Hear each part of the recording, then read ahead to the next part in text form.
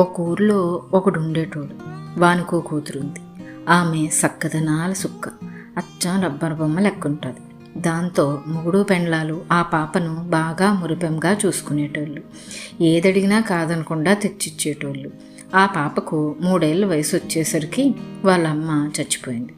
దాంతో వాడు ఇంట్లో దీపం పెట్టేటోళ్ళు ఎవరూ లేక మళ్ళా పెండ్లి చేసుకున్నాడు. ఆ వచ్చినామె పెద్ద గయ్యాలిది. మొగుని మాట అస్సలు పడినిచ్చేది కాదు.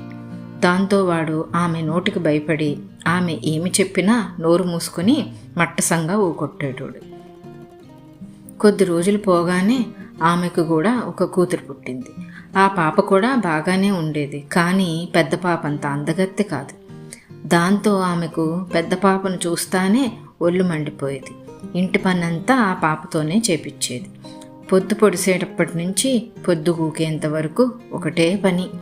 పొద్దున్నే లెయ్యాలా, కసువులు ఊడ్చాలా, బెండకళ్ళు చల్లాలా, కన్నెగా బండలు తూడ్చాలా, అంట్లు తోమాలా, బరిగొడ్లను కడగాల, వాటికి కుడితి తాపాలా, పాలు పితకాలా, నీళ్లు తాపాలా, అన్నం చేయాలా. ఒక్కటని కాదులే, అన్ని పనులు పెద్ద పాపే చేయాల. అట్లా పనులన్నీ చేసినాక బరిగొడ్లను ఊరి బయటకు తోలుకొని పోయి మేపుకొని రావాల. పాపం ఇంత పని చేపిస్తా ఉంది కదా, కనీసం తిండైనా బాగా పెడతాదా అంటే అదీ లేదు. ఉడుకుడుకన్నం తాము తినుకుంటూ పాచిపోయిన అన్నం, మిగిలిపోయిన కూరలు మూటగట్టి బరగొడ్లకు పోయేటప్పుడు ఇచ్చేది. పాపము పెద్ద పాప వాటిని తినలేక పస్తులు పడుకుంటూ చాలా బాధలు పడుతూ ఉండేది. సరిగ్గా తిండి లేక ఆ పాప ముఖం పీక్కపోయి కల తప్పింది. ఒకరోజు పెద్ద పాప ఆ పాచిపోయి కంపు కొడతా ఉన్న అన్నం తినలేక ఆకలికి తట్టుకోలేక ఏడుస్తూ ఉంటే అప్పుడే అటువైపుగా వచ్చిన ఒక ముని అది చూసి, పాప ఎందుకట్లా ఏడుస్తూ ఉన్నావు, ఏంది నీ బాధ అని అడిగాడు. దానికి ఆ పాప కళ్ళెమ్మట నీళ్లు కారిపోతూ ఉంటే వెక్కి వెక్కి ఏడుస్తా జరిగిందంతా చెప్పింది. దానికి ఆ ముని అయ్యో పాపం అని జాలిపడి జోలెలో నుంచి ఒక లడ్డూ తీసిచ్చి, దీన్ని ఎవరికీ కనబడకుండా యాడైనా గొంతు తీసి పూడ్చి రోజూ నీళ్లు పోయి, ఆ తర్వాత ఏమవుతుందో నువ్వే చూడు అన్నాడు. ఆ పాప సంబరంగా ఆ లడ్డుని తీసుకొని ఒక గుట్టదాపున నాటి నీళ్లు పోసింది. తర్వాత రోజు వచ్చి చూస్తే ఆడొక మొక్క మొలకెత్తింది, పెరిగి కనపడింది. ఇదేం మొక్కబ్బా, ఒక్క రోజులోనే ఇంతెత్తు పెరిగింది అని ఆశ్చర్యపోతా మళ్ళా బిందుతో నీళ్లు తెచ్చి పోసింది. తర్వాత రోజు పొద్దున్నే ఈ రోజు ఎంత అయిందో ఏమో అనుకొని ఉరుక్కుంటూ పోయి చూస్తే ఆ మొక్క పెరిగి పెద్దదై పూలు కూడా పూసింది.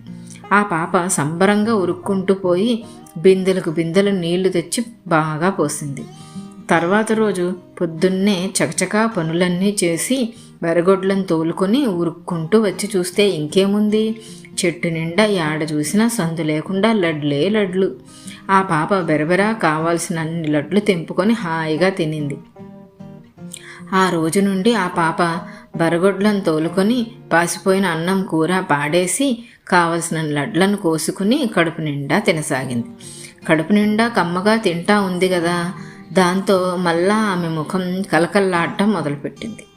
అది చూసిన సవతి తల్లి, ఇదేందబ్బా, నా కూతురికి ఎంత పెట్టినా దాని ముఖం పీక్కొని పోతా ఉంటే దీనికి ఏమీ పెట్టకున్నా కలకల్లాడుతూ ఉంది, ఏంది కథ అనుకొని కూతుర్ని పిలిచి, ఈరోజు నువ్వు అక్క వెనకాలనే ఆమెకు తెలియకుండా పో అని చెప్పింది. దాంతో చిన్నపాప అక్క వెనకాలనే దాచిపెట్టుకొని పోయి లడ్ల చెట్లను చూసి పరిగెత్తుకొని వచ్చి వాళ్ళమ్మకి చూసినట్టు చెప్పింది. ఓహో, అదన్నమాట సంగతి అనుకొని ఆమె రాత్రికి రాత్రే ఎవరూ చూడకుండా గొడ్డలెత్తుకుపోయి ఆ లడ్ల చెట్టను ఏళ్లతో సహా నరికి పారేసింది.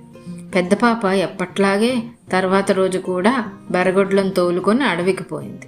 అన్నం కూరలు బెరగొడ్ల ముందు పారనూకి ఎగురుకుంటూ గుట్టకాడికి పోయింది. ఆడ చెట్టు లేదు, లడ్లు లేవు. మా పాప బాధతో కింద మీద పడి ఏడ్చసాగింది.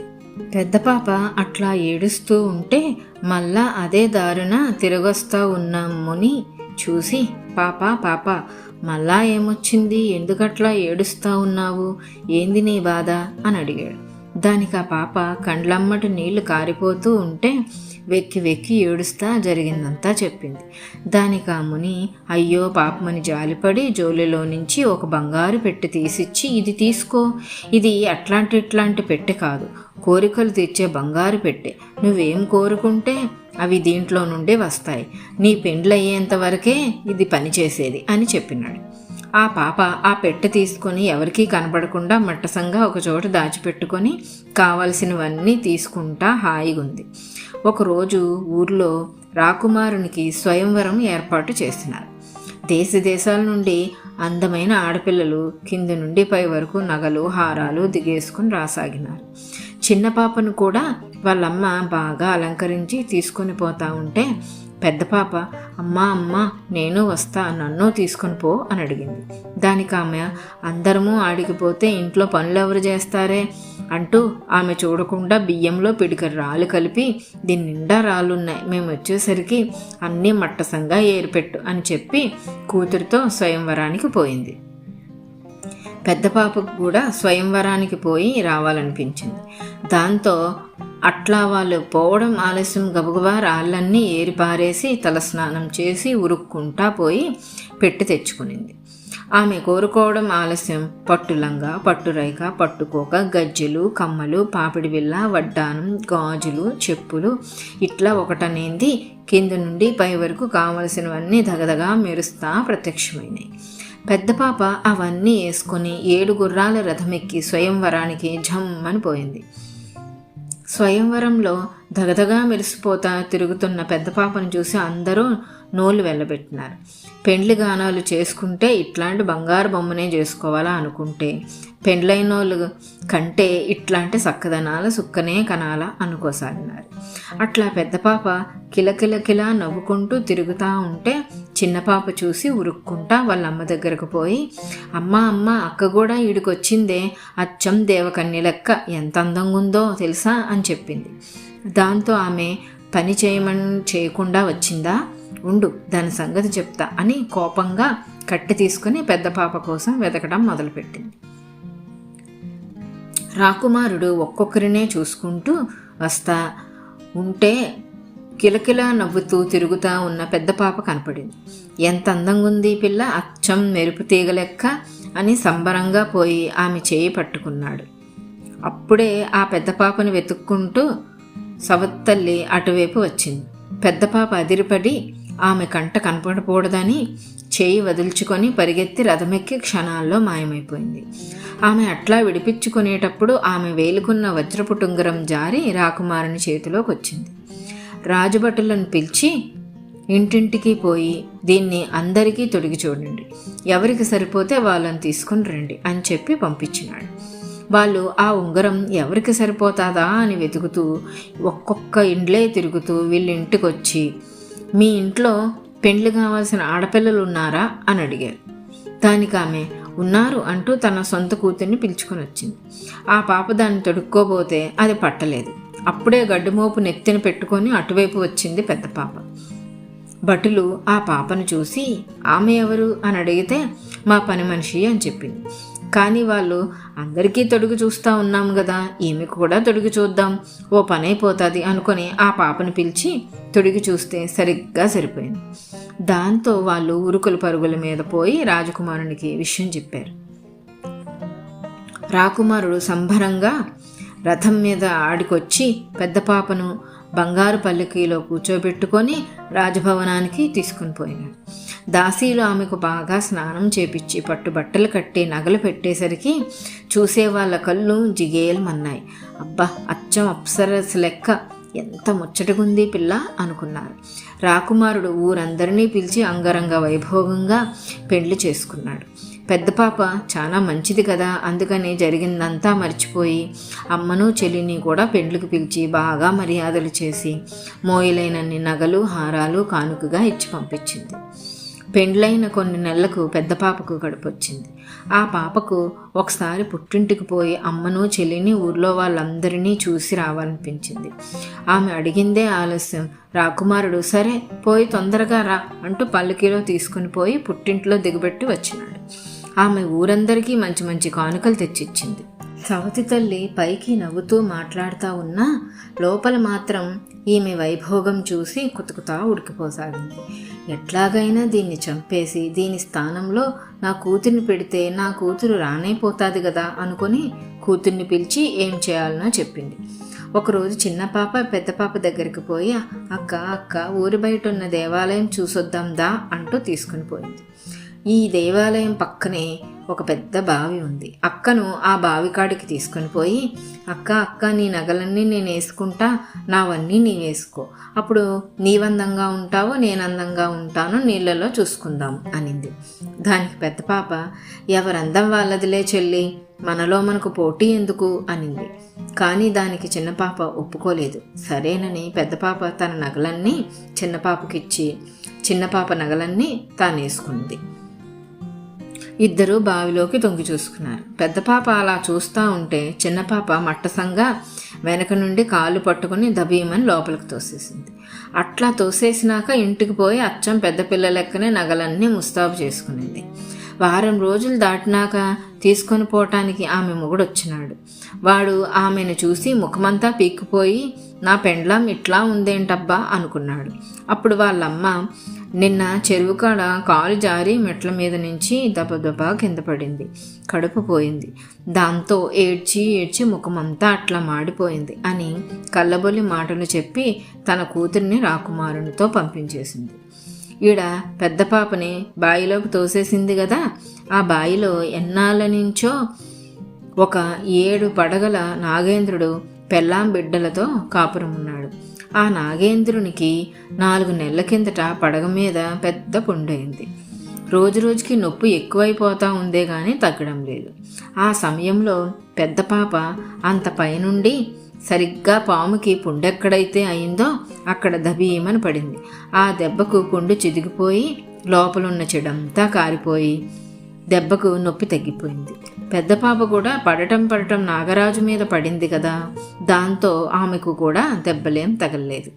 నాగరాజు సంబరంగా ఆమెను చూస్తా ఎవరమ్మా నువ్వు, చూస్తే నిండు మనిషి లెక్కున్నావు, ఎందుకు ఇట్లా బావిలో పడినావు, ఏంది నీ బాధ అని అడిగాడు. అప్పుడు ఆమె వెక్కి ఏడుస్తా జరిగిందంతా చెప్పింది.